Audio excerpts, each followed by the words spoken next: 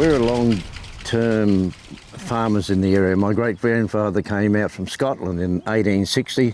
1869 he selected 300 acres of land here, and we're still farming most of that today. I married Glenroy in 1974 and we've been farming most of that time.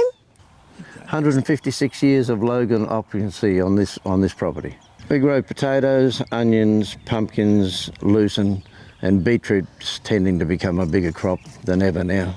We've always, well, most of the time we've grown onions, and Glenroy's very good at growing onions and producing a good quality product. So the onions were a keen thing for us to be following.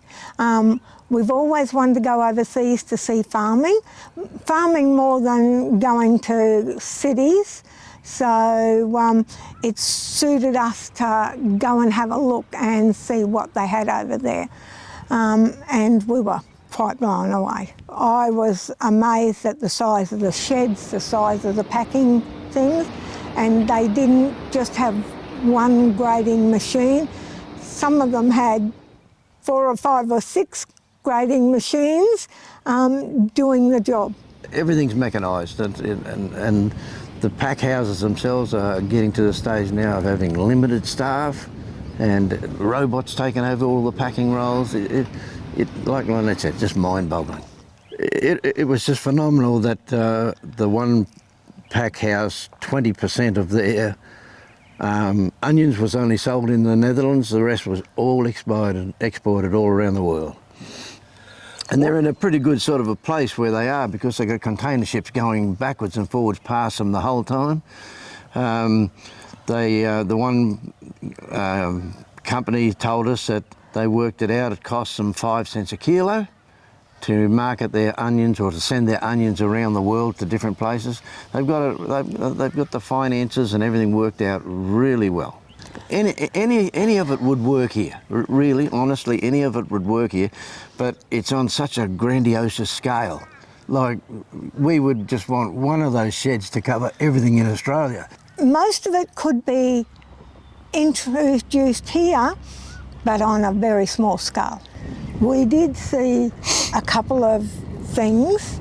One was a slow-moving laser machine that was zapping the little weeds as it went, but that too has probably got a massive price tag, and so at this stage very few of us could afford one.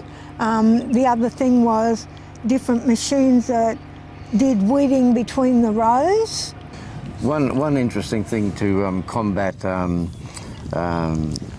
problem was, because the Netherlands is protected by a huge dike, I guess they're still calling them, and a lot of it's 3, 4, 5 metres below sea level, which is a little bit daunting to think about. We're running around there, what happens if the wall breaks? But one of the things they use is that because there's so much water there, the one farmer was talking about their biggest problem was nematodes.